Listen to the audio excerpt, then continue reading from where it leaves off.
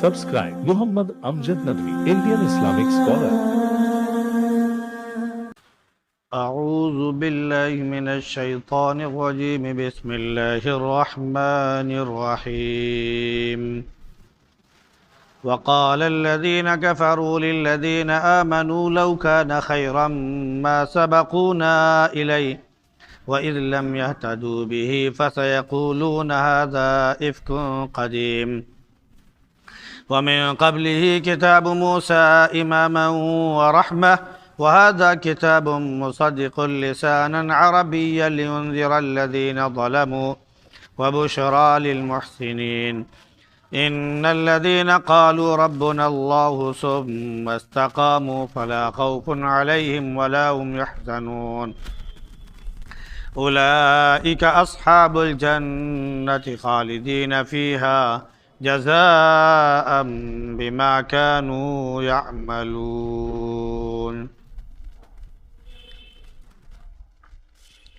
وقال الذين كفروا للذين آمنوا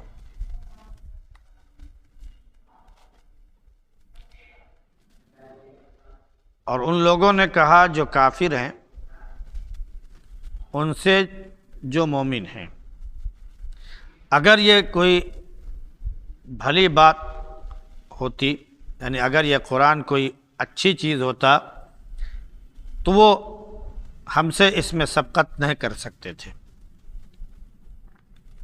گرچہ وہ اس کے ذریعے ہدایت نہیں پائے، تو عنقریب وہ کہیں گے کہ یہ تو ایک پرانا فرسودہ جھوٹا کلام ہے،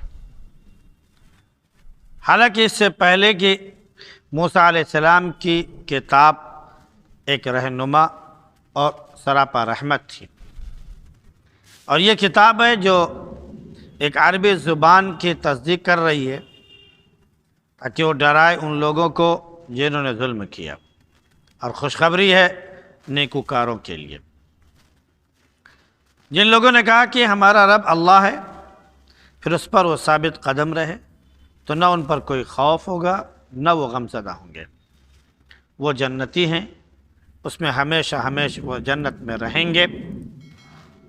یہ بدلہ ہے ان لوگوں کو اس چیز کا جو وہ دنیا میں عمل کیا کرتے تھے۔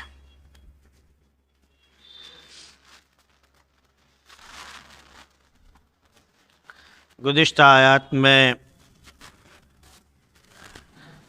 اس بات کا ذکر تھا کہ جب قرآن کی آیتیں ان کے سامنے پڑھی گئیں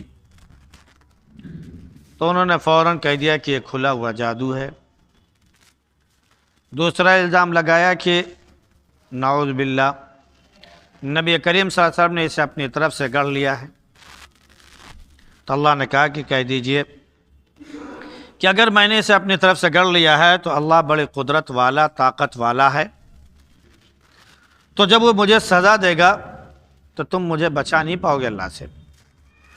اور یہ اصول ہے کہ جب کوئی بڑا کسی کو بھیجتا ہے اور جس کو قاصد بنا کر بھیجا، اگر اس نے بد احتیاطی کی، الزام تراشی کی یا اس کی طرف غلط نسبت کی تو اس کو سزا ملتی ہے۔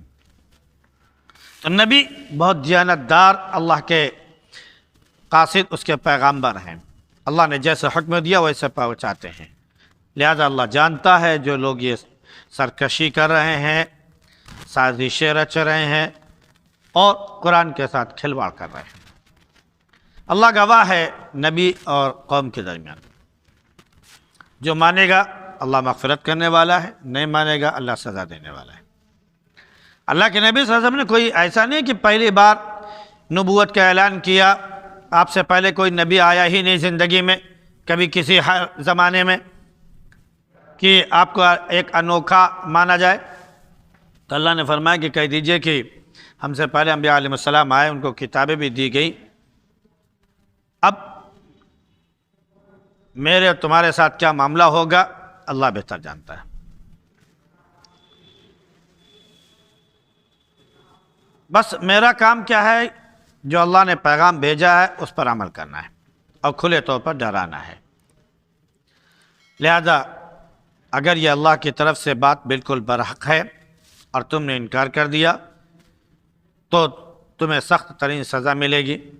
کیونکہ بنی اسرائیل کے لوگوں میں سے بھی ایک شخص نے گواہی دے دی، حضرت موسیٰ علیہ السلام نے گواہی دے دی اس کتاب کے بارے میں، یعنی قرآن کریم کے بارے میں۔ خود یہودی علماء میں سے جو بڑے بڑے عالم تھے، ان لوگوں نے گواہی اللہ کے نبی صلی اللہ علیہ وسلم کی زندگی میں دی۔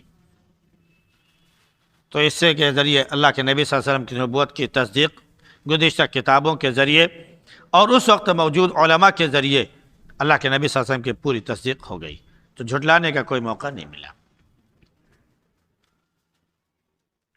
اب اس کے بعد جب ادھر سے قرآن کو جھوٹا کہنے والے، جادو کہنے والے بے بس ہو گئے، ان کو الزام تراشی اور قرآن کو غلط کلام کہنے میں کوئی کامیابی نہیں ملی، تو انہوں نے قرآن کے بارے میں ایک دوسری بات کہنا شروع کر دی کہ اگر یہ قرآن کوئی اچھی بات ہوتی، یہ قرآن کوئی اچھی چیز ہوتا، تو یہ جو چھوٹے چھوٹے لوگ اسلام لے آ رہے ہیں یہ ہم سے آگے نہیں بڑھ سکتے تھے۔ ہم تو سردار ہیں، ہم جو قبیلے کے سردار ہیں، ہم تو حسب نسب کے اعتبار سے بھی بڑے ہیں، ہم تو مالداری کے اعتبار سے بھی بڑے ہیں، ہر اعتبار سے ہم کو ایک حیثیت، ایک مقام حاصل ہے معاشرے میں، تو ہر اچھی چیز، ہر بھلی چیز پہلے ہمارے پاس آتی ہے، پھر چھوٹوں کے پاس جاتی ہے۔ وہ بھلی چیز کیسی ہے کہ ہمارے پاس نہیں آئی اور چھوٹے کے پاس پہلے پہنچ گئی؟ تو اس کا مطلب ہے کہ اس میں کوئی بھلائی یا کوئی فائدہ نہیں ہے۔ اگر یہ کوئی فائدے کی چیز ہوتی تو سب سے پہلے ہم اس کے مستحق تھے اور ہمارے پاس یہ چیز آتی۔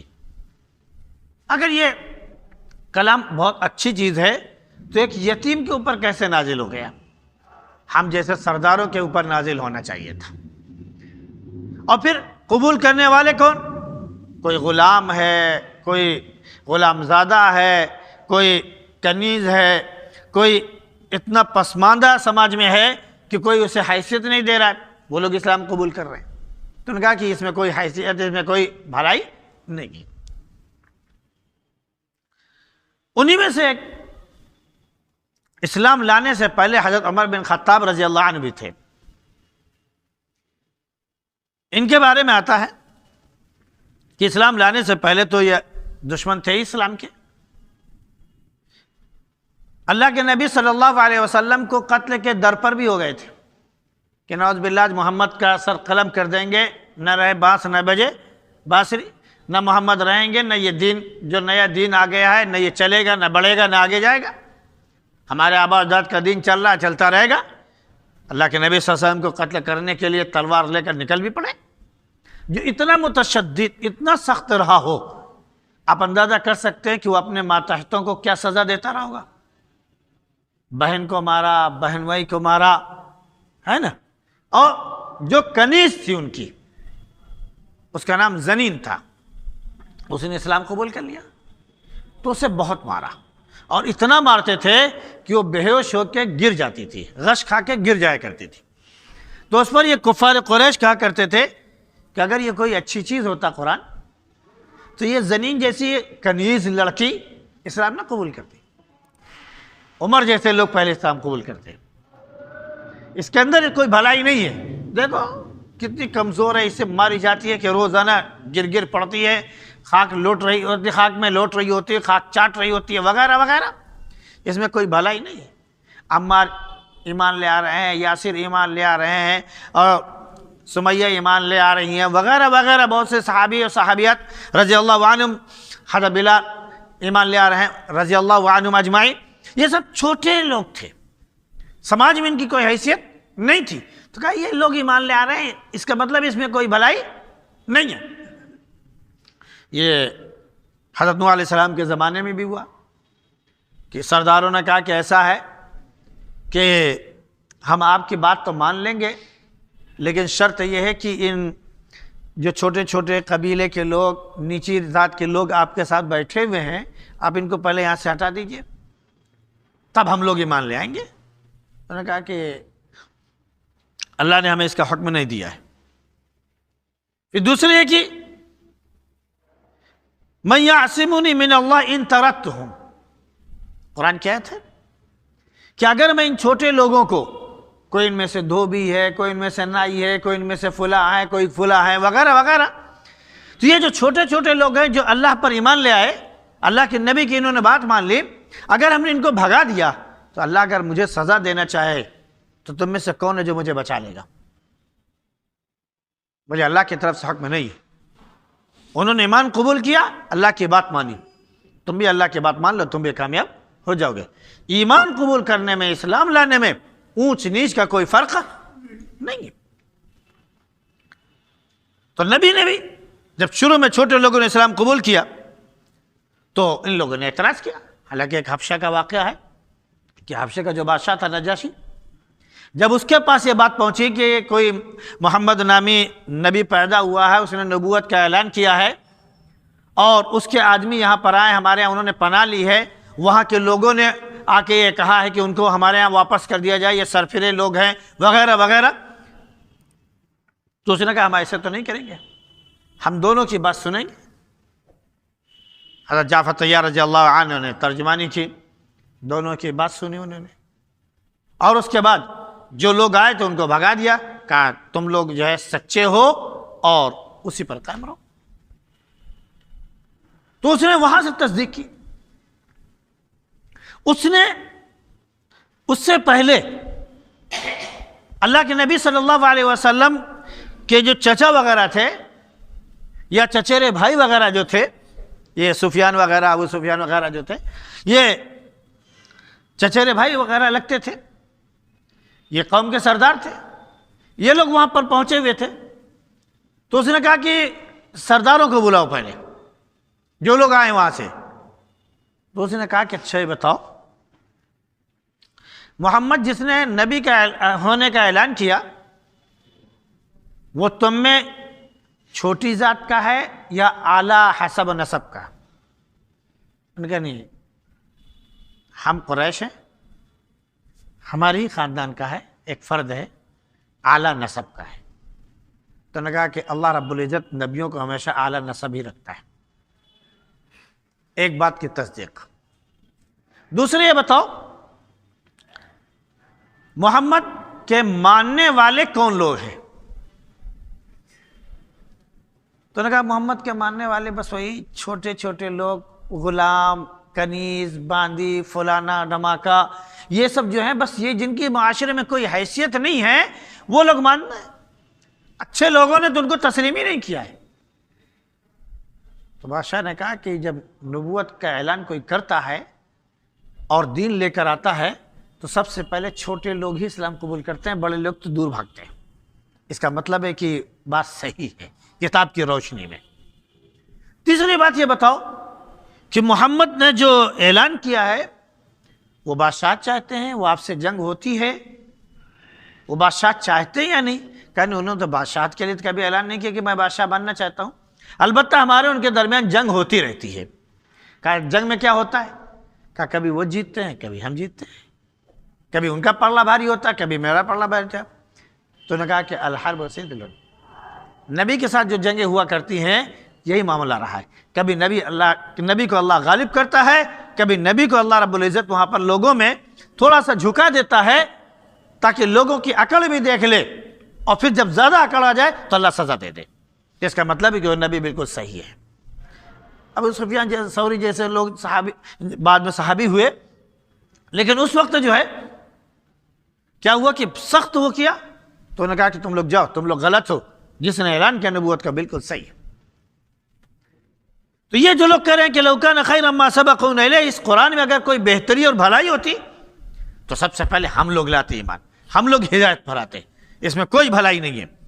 تو اللہ نے فرمایا کہ ان کو ہدایت تو ملی نہیں، تو اب یہ کیا کہیں گے کہ ھذا افک قدیم، ایک فرسودہ پرانا گھسا پٹھا جس کی کوئی حیثیت نہیں، موجودہ زمانے میں اس کو کوئی ویلو نہیں، لہذا اب یہ کلام ہمارے لیے صحیح نہیں ہے۔ یہ اللہ کے نبی صلی اللہ علیہ وسلم کے زمانے میں بھی کہا گیا، اور آج کے دور میں جس دور میں ہم لوگ جی رہے ہیں نا، اس دور میں بھی غیر لوگ جو اسلام میں نہیں داخل ہوئے ہیں اور ان کو سرداری ملی ہوئی ہے، اپنی ہیکڑی دکھا رہے ہیں، وہ بھی یہی کہہ رہے ہیں۔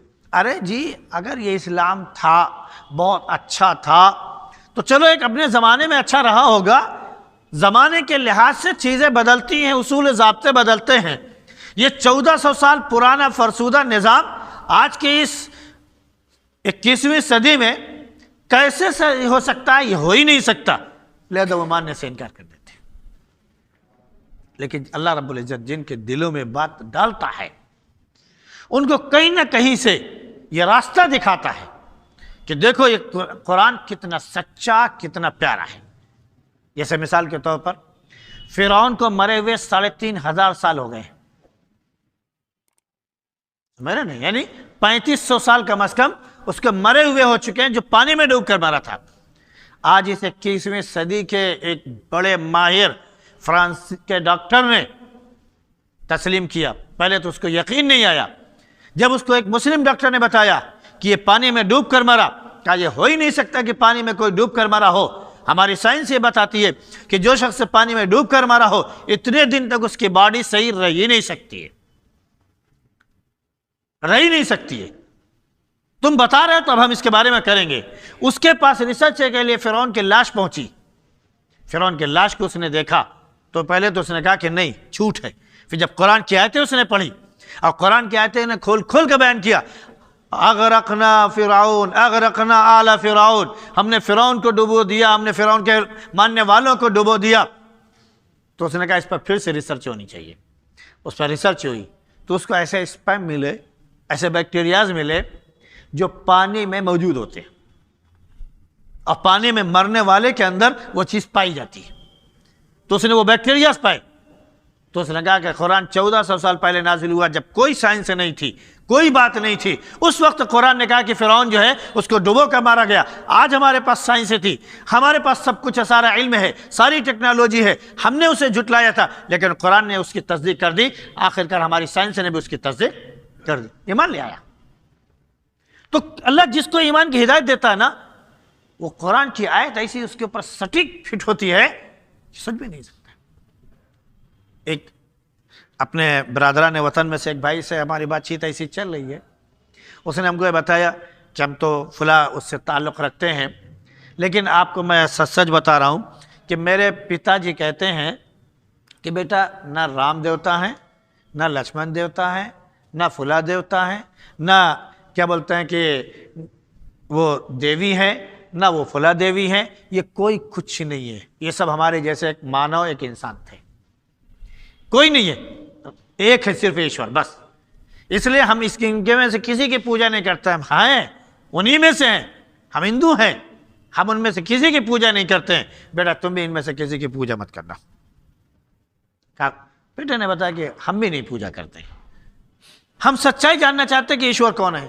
کافی دیر بات ہوئی، الحمدللہ کافی حد تک وہ مطمئن ہے، بس صرف ایک کچوکا لگ رہا ہے اس کو کہ اگر ہم قبول کر لیں گے اماں ابا ماریں گے، رشتہ دار ماریں گے، فلاں، بس یہیں پر آ کر وہ معاملہ رکا ہوا ہے۔ اللہ کرے کہ معاملہ حل ہو جائے، اس کو ہدایت کا راستہ مل جائے۔ آپ لوگ بھی دعا فرمائیں۔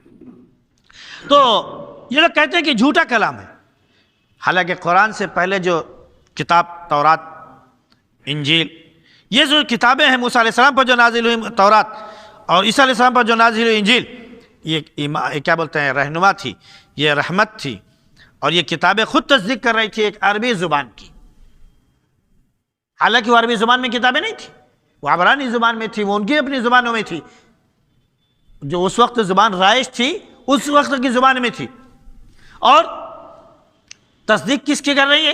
ایک عربی زبان کی، کہ وہ کتاب عربی زبان میں ہوگی، اس کتاب کے ذریعے ظالموں کو ڈرایا جائے گا۔ جو نبی ہوگا گویا کہ عربی زبان کا ہوگا، وہ لوگوں کو ڈرانے کے لیے آئے، اور جو ایمان لے آئیں گے اچھا کام کریں گے ان کے لیے خوشخبری ہوگی، ان کے لیے خوشخبری ہوگی۔ تو یہ اصول اللہ نے بنا دیا، لہذا قرآن ہمیشہ ہمیشہ کے لیے سچی کتاب ہے، ایک رہنما کتاب ہے، اور ہر زمانے میں یہ اس کے ہر زمانے میں لوگوں کی یہ تصدیق کرتا ہے اور لوگوں کو صحیح راستہ یہ دکھاتا ہے۔ اب جو لوگ ایمان لے آئے، ایمان لانے کے بعد وہ ڈھلمل یقین نہ بنے، وہ گرگٹ نہ بنے کہ جہاں گئے اسی طرح بھیس بدل لیا، وہ مستقل مزاج بن جائیں، وہ ثابت قدم ہو جائیں، جیسے صحابہ رضی اللہ تعالی علیہم اجمعین ثابت قدم ہوئے، صحابہ رضی اللہ تعالی علیہم اجمعین ثابت قدم ہوئے۔ حضرت بلال رضی اللہ عنہ کا واقعہ موجود، دیگر تمام صحابہ رضی اللہ عنہ کا واقعہ موجود کہ ہر طرح سے انہیں سزا دی گئی، ہر طرح سے انہیں تکلیفیں دی گئی، انہیں ستایا گیا، لیکن کبھی انہوں نے لا الہ الا اللہ کا اقرار نہیں چھوڑا۔ اس مصیبت میں بھی ان سے جب پوچھا گیا تو انہوں نے کہا کہ نہیں، اللہ کے سوا کوئی معبود نہیں، احد احد۔ حضرت خباب رضی اللہ عنہ کے بارے میں آتا ہے کہ جب ان کو سولی پر چڑھایا گیا تو نیزوں سے ان کو کونچا جا رہا تھا، تلوار کی نوکوں سے، نیزوں کی نوک سے اور تیروں کے جو نوک ہوتی ہے اس سے ان کو کونچا جاتا تھا سولی پر چڑھا کر۔ پھر اس سے بات کہا جاتا تھا اچھا بتاؤ، اب بتاؤ اس وقت تم سولی پر چڑھائے گئے ہو، کیا تم چاہتے ہو کہ تم کو معاف کر دیا جائے اور تم خوش خرم یہاں سے اپنے آل اولاد بچوں میں جاؤ اور مگن رہو اور تمہیں یہ سزا نہ دی جائے، تمہاری زندگی بخش دی جائے اور محمد کو اس جگہ چڑھا دیا جائے؟ سمجھ رہے نہیں؟ تو کیا پیارا جواب دیا، خدا کی قسم تم یہ کہہ رہے ہو کہ میں گھر میں آل اولاد کے ساتھ خوش رہوں اور محمد یہاں پر چڑھا دیے جائے سولی پر، یہ تو بہت بڑی بات ہو گئی، مجھے اتنا بھی گوارا نہیں کہ اللہ کے نبی اپنے گھر میں ان کو کوئی کانٹا بھی چبھے، اللہ کے نبی اپنے گھر میں ہوں اور ان کو کوئی کانٹا بھی چبھے، یہ تو مجھے گوارا نہیں، سولی پر آنا تو بہت بڑی بات ہو گئی، تو مجھے جتنی سزا دینا چاہتے ہو دے لو، اس سے مارنا چاہتے ہو مار لو، مجھے منظور ہے، لیکن اللہ کے نبی صلی اللہ علیہ وسلم کو تکلیف مجھے منظور نہیں۔ اللہ کے نبی سچے نبی، ہم اس پر جمع ہوئے، ان الذین قالوا ربنا اللہ ثم استقاموا۔ اصحاب کہف کیا تھے؟ ان کے وقت کے بادشاہ نے ان کے مخالفت کی، ان کے قتل کے در پہ ہوئے، وہ ان کو سب کچھ کیا، اپنا ایمان لے کر بچانے کے لیے وہ پہاڑوں میں نکل گئے، اللہ رب العزت نے ان کو عبرت، ان کو ایک نمونہ بنا دیا۔ 309 سال تک وہ کہیں سوتے رہے یا ان کی روح پرواز ہو گئی، روح نکل گئی، رکھی بات ہے 300 سال تک کوئی سو نہیں سکتا ہے، تو روح ان کی نکل گئی تھی، اس کے ساتھ ان کے ساتھ کتا بھی تھا جو اس غار کے سامنے منہ پر وہ بیٹھا رہتا۔ اللہ رب العزت نے 300 سال تک ان کے جسم کو اس مٹی کے اوپر باقی رکھا، حالانکہ زمین کے اوپر اگر کوئی انسان رہے، زمین کی سطح پر ہو یا زمین کے اندر دفن کر دیا جائے، چند دنوں میں وہ سڑ جائے گا، اس میں کیڑے بھی پڑ جائیں گے، اس میں ساری چیزیں ہو جائیں گی، لیکن 309 سال تک وہ باقی رہے اور ایک کیڑے نے بھی ان کو نہیں کاٹا۔ کیوں؟ اللہ رب العزت نے ایک عجیب نظام بنایا تھا، سورج آتا، تھوڑی دیر کے لیے ان کو گرمی انرجی پہنچاتا اور اس کے بعد شام کے وقت ڈوبتا اور سورج نکل جاتا، تو ان کو دھوپ بھی لگتی، ان کو سایہ بھی لگتا، کیونکہ جو سایہ ہی سایہ میں ہو تب بھی جسم میں تبدیلی آ جائے گی۔ دھوپ ایک انرجی ہے جو ملا کرتی ہے تو انسان کو طاقت اور انرجی ملا کرتی ہے، تو اس حالت میں بھی اللہ رب العزت نے ان کے لیے انتظام فرمایا، قرآن میں اس کا پورا ذکر تفصیل سے موجود ہے، اور 309 سال تک ان کو باقی رکھا، پھر اس کے بعد ان کو زندہ کیا۔ اس وقت تک اس بادشاہ کی آل اولاد جو تھی وہ ایمان لے آ چکی تھی یا ایمان لانے والے تھے، یا کہہ لیجئے جب یہ پیسہ لے کر وہاں گئے تو 300 سال پرانا پیسہ لے کے گئے اور پیسہ اب کوئی اور چل رہا ہے۔ جیسے آج کل پیلا والا اگر ہم 500 کا نوٹ لے کے کہیں جائیں تو کہیے وہ پولیس کو خبر کر دے تو ہم اندر بھی چلے جائیں، ایسا پیلا والا جب جمع ہو چکا ہے تو تمہیں ملا کہاں سے؟ اس کا مطلب تم فراڈیا ہو، چلو اندر۔ لال والا اگر 1000 کا نوٹ لا کے رکھ دیا جائے، حالانکہ ہندوستانی نوٹ ہے، ہمارے زمانے کا نوٹ ہے، وہ ہم نے اسے چلایا ہے، ہم نے اسے دیکھا ہے، استعمال کیا ہے، لیکن آج وہ بند ہو چکا ہے، ہم اسے لے کے جائیں تو کوئی بھی ہم کو سامان دینے کے لیے تیار۔ آپ بڑے بزرگ ہیں سارے لوگ، 1 پیسہ بھی دیکھا ہوگا، 2 پیسے بھی دیکھے ہوں گے، ہے نا، 5 پیسے بھی دیکھے، ہم 5 پیسے سے تو ہم لوگوں نے دیکھا ہے، اور آپ لوگوں نے تو اس سے پہلے جو 1 پیسہ یا اس سے آدھا اور تیاں جو چلتا تھا وہ بھی آپ لوگوں نے دیکھا ہوگا، ہے نا. لیکن آج اگر وہ 5 پیسہ، وہ 25 پیسہ، وہ 50 پیسہ تک میں بات کر رہا ہوں، اگر آج ہم لے کے کہیں چلے جائیں تو کوئی دکاندار ہم کو سامان دینے کے لیے تیار. حالانکہ ہماری زمانے کی بات ہی ہے، ہمارے زمانے میں سکے چلا کرتے تھے. تو 300 سال پرانا سکہ اگر لے کے جا رہے ہیں تو کیا وہ چلے گا؟ لیکن لے کے گئے وہ تو دیکھا تو ان کا ارے یہ تو فلاں بادشاہ کے زمانے کا ہے، وہ فلاں بادشاہ کے زمانے کا. اس کا نام غالباً دقیانوس تھا، اس کا نام دقیانوس تھا غالباً. یہ تو اس زمانے کے بادشاہ کا ہے، یہ لوگ کہاں سے پیسہ؟ کہا بھائی ایسا کچھ نہیں ہے، ہم کو بادشاہ نے وہ کیا تھا ہمارے ایمان کی وجہ سے، تو ہم لوگ یہاں سے بھاگ گئے تھے اور گئے وہاں پر. رات میں ہم لوگ سوئے یا دن میں ہم لوگ صبح سوئے اور شام تک ہم لوگ سوئے ہیں، اور اس کے بعد جو ہے یا دن بھر سوئے، رات بھر سوئے، اور اس کے بعد جو ہے اٹھے، بھوک لگی تو ہم کھانا لینے کے آئے. تو ان کو لگا کہ شاید ہم مشکل سے صبح سے شام تک یا 24 گھنٹے مشکل سے ہم سوئے ہیں. 300 سال سونے کے بعد کہہ رہے ہیں کہ مشکل سے 24 گھنٹے سوئے. لیکن انہوں نے کیا کیا؟ اللہ رب العزت نے وہ کیا، وہ گئے، ان لوگوں نے دیکھا تو ایمان لے. ارے 300 سال بعد یہ لوگ زندہ ہو کر آ سکتے ہیں تو کون ہے؟ وہ جب لے گئے وہاں پر، ان کو دیکھا تو ان کو لے کر آئے. اس کے بعد اللہ رب العزت نے اپنا ایمان، اپنا اسلام ان کے درمیان پھیلا دیا. وہ لے آئے، ایمان لے آئے، سارے کے سارے بادشاہ اور بادشاہ زادے اور پوری قوم کے قوم ایمان لے آئی. اللہ کو ایک نشان دکھانا تھا، ان کو نمونہ بنا تھا، نمونہ بنا. اس کے بعد ہمیشہ کے لیے ان کو میٹھی نیند پھر سلا دیا، نہیں پھر ان کی روح پرواز ہو گئی. تو ان الذین قالوا ربنا اللہ، جو کہتے ہیں کہ میرا رب، ہمارا رب اللہ ہے، پھر اس پر جم جاتے ہیں. اس پر انبیاء علیہ السلام مستقل مزاج، ان کی تو کوئی مثال ہی نہیں دے سکتا ہے. وہ مطلب ایسی مثال ہے کہ اس جیسی مثال پیش ہی نہیں کی جا سکتی استقامت کے بارے میں. پھر صحابہ بہت بڑی مثال ہے، جو نبی نہیں ہیں لیکن ایمان پر جمنے والے. آج کے دور میں بھی ایسے لوگ موجود ہیں. ہمارے ایک ساتھی ہیں، وہ آج سے تقریباً 30 سال پہلے انہوں نے اسلام قبول کیا تھا. آج الحمدللہ لڑکیوں کا مدرسہ بھی چلا رہے ہیں اور کالج بھی چلا رہے ہیں. جب انہوں نے اسلام قبول کیا تھا اس وقت ان کی عمر 18 یا اسی کچھ 17، 18 یا 19 سال اسی کے آس پاس وہ تھے. ہم لوگ اس وقت 10-12 سال کے رہے. جب اسلام قبول کیا تو ان کے گھر والوں نے بہت مارا، رشتہ دار نے بہت مارا، سب کچھ مارا، مطلب ان کو گھر سے بے دخل کر دیا. اتنا مارتے تھے، اتنی سزا دیتے تھے، اتنی تکلیفیں پہنچاتے تھے، کوئی حد نہیں. لیکن کیا ہوا؟ ان الذین قالوا ربنا اللہ ثم استقاموا. ایک خاتون اتفاق سے اس وقت عالمہ ہو کر نکلی تھی یا کیا ہوا تھا، انہوں نے پیشکش کی کہ ان سے کہہ دیجئے کہ اتنا کبیدہ خاطر نہ ہو، پریشان نہ ہو، ہمارے نبی کے ساتھ بھی ایسا ہوا ہے، اگر وہ مناسب سمجھیں تو ان کے ازدواجی زندگی میں ہم رہنا چاہتے ہیں، ساتھ میں ہم ان کے ساتھ کھڑے ہیں. انہوں نے سہارا دیا، نکاح ہوا، آج تک ازدواجی زندگی چل رہی. ان سے کئی اولادیں بھی ہیں الحمدللہ، حافظ بھی ہیں بچے، سب کچھ ہے، ساری چیزیں ہو چکی ہیں. اب اللہ رب العزت جن کو کہا ان الذین قالوا ربنا اللہ ثم استقاموا، جو جم جاتے ہیں تو ان کے لیے کیا کہ نہ ان کے لیے کوئی غم ہے، نہ ان کے لیے کوئی رنج کی بات ہے، نہ یہاں پر اور نہ وہاں پر. تکلیفیں تو آتی ہیں اور جاتی ہیں، وہ ختم ہو جائیں گے.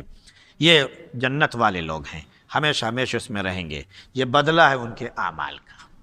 اللہ رب العزت ہم لوگوں کو انہی ثابت قدم لوگوں میں شامل فرما دے، اور اللہ جیسے اپنی ذات پر ایمان کا حق ہے ویسے ایمان کی توفیق نصیب فرمائے. سبحان اللہ بحمدہ، سبحانک اللہم وبحمدک، ونشہد ان لا الہ الا انت نستغفرک ونتوب